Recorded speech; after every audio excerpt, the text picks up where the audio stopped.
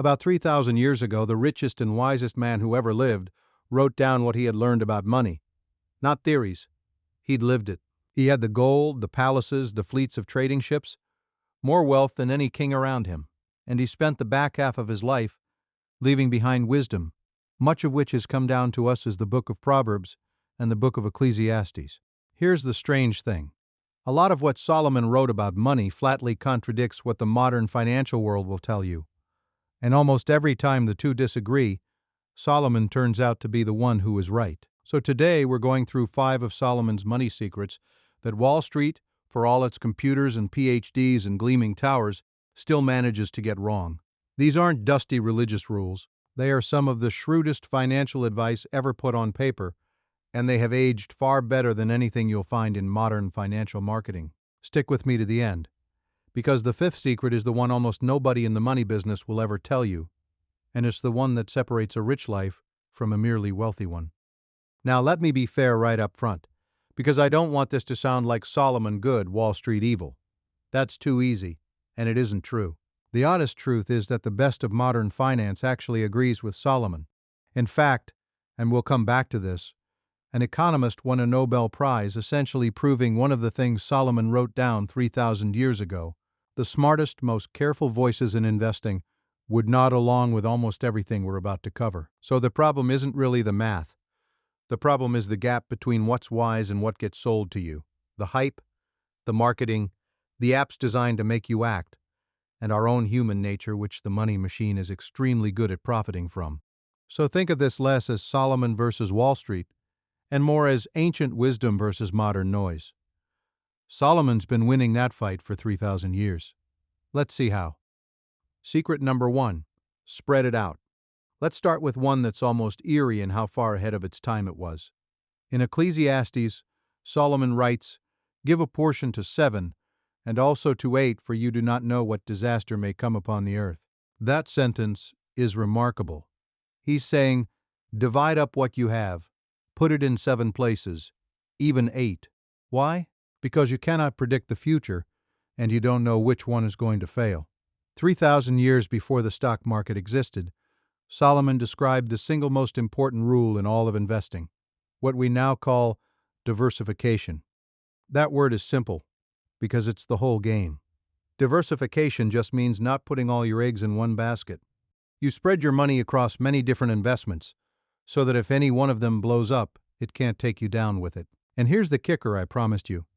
A man named Harry Markowitz won the Nobel Prize in Economics for the mathematics behind exactly this idea, proving that spreading your bets lowers your risk without necessarily lowering your return. They call it the only free lunch in investing. Solomon served that same lunch for free 3,000 years earlier in one sentence. So where does the money world get this wrong? Not in theory, in temptation. Every single year, the machine dangles the opposite of Solomon's advice in front of you. The hot stock, the can't-miss sector, the one company your brother-in-law swears is going to the moon, the cryptocurrency everyone's buzzing about. Forget spreading it out. Put it all here. This is the one. And every generation, a wave of people do exactly that. Concentrate everything in the sure thing and get wiped out when the sure thing turns out not to be. A man named Roy spent 30 years at one company and loaded his entire retirement into that company's stock. He believed in it, he knew it, and when that one company stumbled, Roy didn't lose a slice of his retirement. He lost most of it all at once, because it was all in one basket. Solomon's quiet little line, give a portion to 7, and also to 8, would have saved Roy's retirement, and millions like it, in every crash in history. The wisdom, own a little of many things. Never let any single bet be big enough to sink you. And that idea, never letting everything depend on one basket, is also why some retirees look beyond just stocks, bonds, mutual funds, and real estate. One option people often don't realize exists is a gold IRA.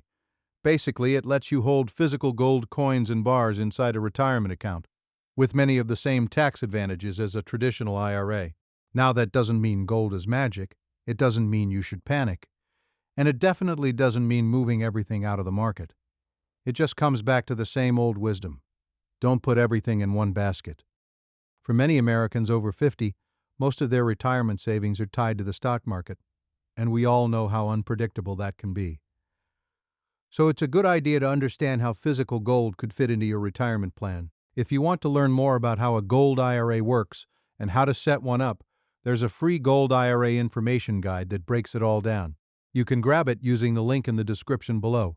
It's 100% free, so make sure you check it out. Secret number 2: build it slowly. The second secret is one our whole culture is practically built to ignore.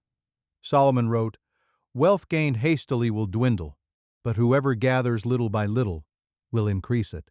And elsewhere, "The plans of the diligent lead surely to plenty, but everyone who is hasty comes only to want." Solomon is telling you something almost no one wants to hear. Real wealth is built slowly, boringly, a little at a time over many years. There's no shortcut, and the people chasing shortcuts usually end up worse off than when they started.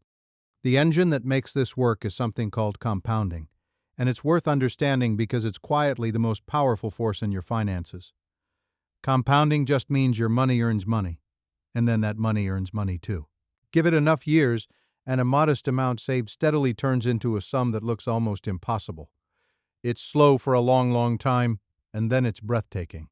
But it absolutely requires the one thing the modern world hates: patience. The numbers make Solomon's little by little stop being a slogan and start being magic.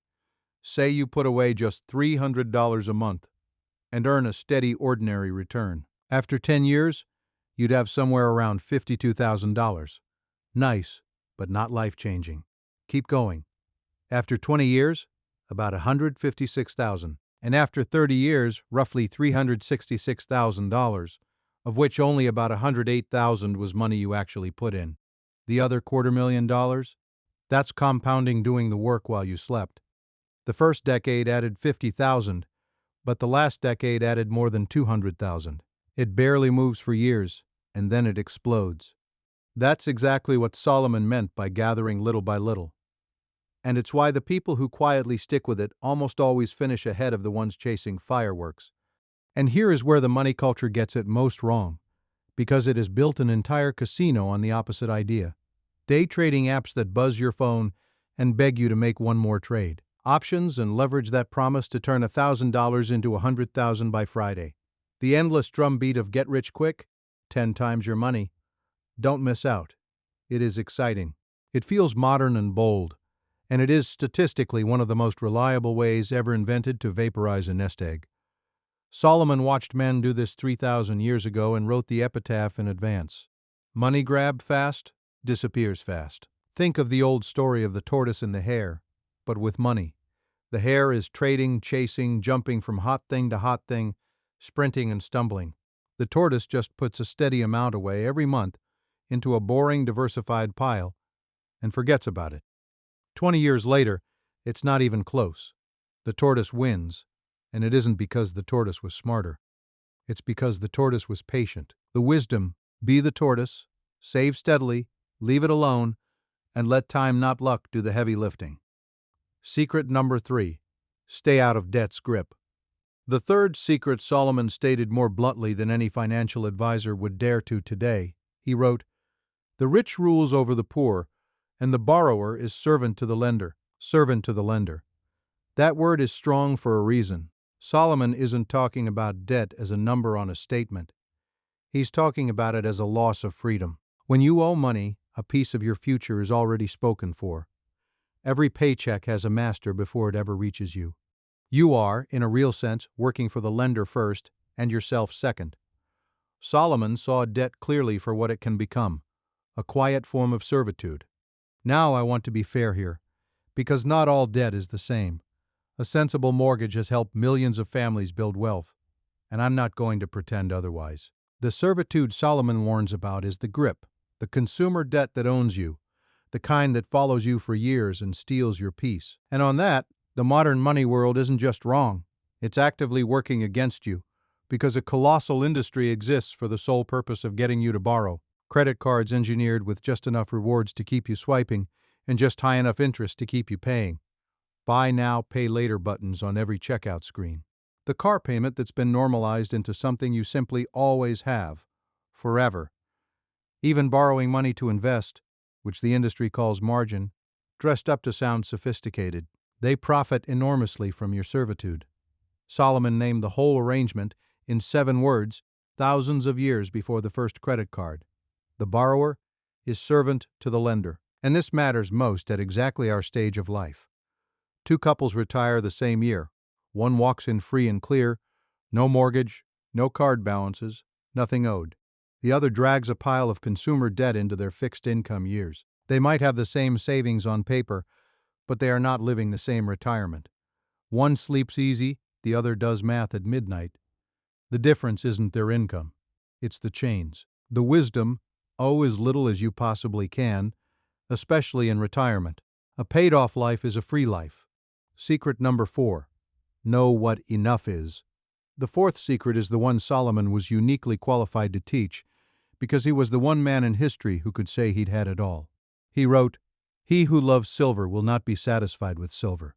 And, "The sleep of a laborer is sweet, but the abundance of the rich will not let him sleep." Remember who's saying this. Solomon had gold beyond counting, every pleasure a human could buy, palaces and gardens and treasure. And after chasing all of it, he wrote a whole book, Ecclesiastes, circling one weary conclusion, that grasping for more and more without purpose is empty. Vanity, he called it, like chasing the wind. He had discovered, the hard way, the thing we now call the treadmill: the more you get, the more you want. And the finish line keeps moving just out of reach. And here's the fascinating part. Modern researchers keep landing in exactly the same place. Study after study on money and happiness finds that once your real needs are covered and you've got a comfortable margin, piling on more does surprisingly little for your day-to-day contentment. And chasing it harder can actually cost you the very things that do make you happy: your time, your health, your relationships, your peace. So where does the money world get this wrong? This one's the deepest of all, because the entire machine runs on your dissatisfaction. It needs you to never feel you have enough. It needs you reaching for a bigger number, a newer thing, a fancier life, always comparing yourself to the neighbor and the headline, because a content person is a terrible customer. Contentment is the one thing the market cannot sell you, and the one thing it most needs you to lack. And Solomon, the richest man who ever lived, handed you the cure for free. Figure out what enough actually is for you, and you win a game the whole system is built to keep you losing. 2 retirees can have the very same amount of money. One never named his enough. He's still reaching, still comparing, still vaguely anxious that it's not enough, and never will be, and he's miserable in a comfortable house. The other sat down years ago and decided what a good, full life actually costs him, drew the line, and stepped off the treadmill. Same money. One is at war with it. The other is at peace. Solomon would tell you the second man is, by far, the richer of the 2. The wisdom: decide what enough is, write it down, and spend your life and your money on what you actually value, not on a finish line that keeps running away. Secret number 5: build to give and to leave. Which brings us to the 5th secret, the one I promised almost nobody in finance talks about. Solomon wrote, "A good man leaves an inheritance to his children's children." And in another place, one of the most counterintuitive lines in the whole book: one person gives freely yet grows all the richer, another withholds what he should give and only suffers want. The generous soul, he says, will be made rich. Here Solomon turns money on its head. He frames it not as a pile to sit on and guard until you die clutching it, but as something that's meant to flow, through you, to the next generation, and out to those in need. He's thinking past himself, all the way to his grandchildren, and he notices a paradox that runs against every instinct, that the people who hold money with an open hand often flourish, while the ones who clutch it tight somehow shrivel. And this is where the modern money world is most silent, because almost everything it sells is about accumulation for yourself. Maximize your pile. Optimize your returns. The whole conversation is about getting and keeping. Legacy barely gets a mention. Generosity is treated at best as a nice thing you do after the real work of getting is done, and at worst, as money lost. You will sit through 1,000 hours of financial content and rarely hear anyone say that what flows out of your open hands might matter more than what stacks up in your account. But Solomon put that idea at the very center. The deepest financial wisdom, he's telling us, isn't how much you manage to gather, it's what passes through your hands, to your children's children, and to the neighbor in need. A man named Earl never had a large account by Wall Street standards, but over the years he quietly paid for a grandson's first semester, covered a struggling young couple's car repair so they could keep their jobs, and left a small piece of land to his children that became the place the whole family still gathers every summer. Earl's portfolio wouldn't have impressed anyone. But 30 years after he's gone, his money is still doing good in the world, and his name is still spoken with love at that summer table. That is a return no fund has ever matched. The people you've actually admired in your own life probably weren't remembered for the size of their portfolios. You remember them for what they gave and what they left behind, and the way they held what they had loosely enough to bless other people with it. That's the inheritance that actually lasts, and it's the one no brokerage statement will ever measure. The wisdom: build giving and legacy into your plan now, on purpose. Not as an afterthought, but as the thing that makes all the saving mean something. Now step back and look at all 5 of these together, because there's a single thread running through every one of them. And once you see it, you understand why Solomon keeps beating Wall Street. Spread it out, build it slowly, stay free of debt, know you're enough, give it forward. Notice not one of those is a trick, not one is a clever maneuver or a hot tip or a secret formula. Every single one is about character, patience, humility, self-control, contentment, generosity, freedom. That's the secret behind all the secrets. Wall Street sells you tactics for your money. Solomon was teaching you about yourself. He understood that the heart holding the money matters infinitely more than the size of the pile, that a patient, contented, generous person of modest means will live richer than an anxious, grasping millionaire every day of the week.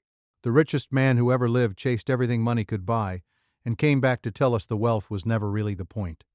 Let me close the loop on fairness, because Solomon himself would want us to be honest. Modern finance gets plenty right, and you should use it. Low-cost index funds, simple baskets that let an ordinary person own a slice of the whole market cheaply, are one of the best tools ever created for regular people. And their diversification and patience made easy. That's Solomon's wisdom, packaged for today. Use the good tools. And Solomon's proverbs are wisdom, not warranties.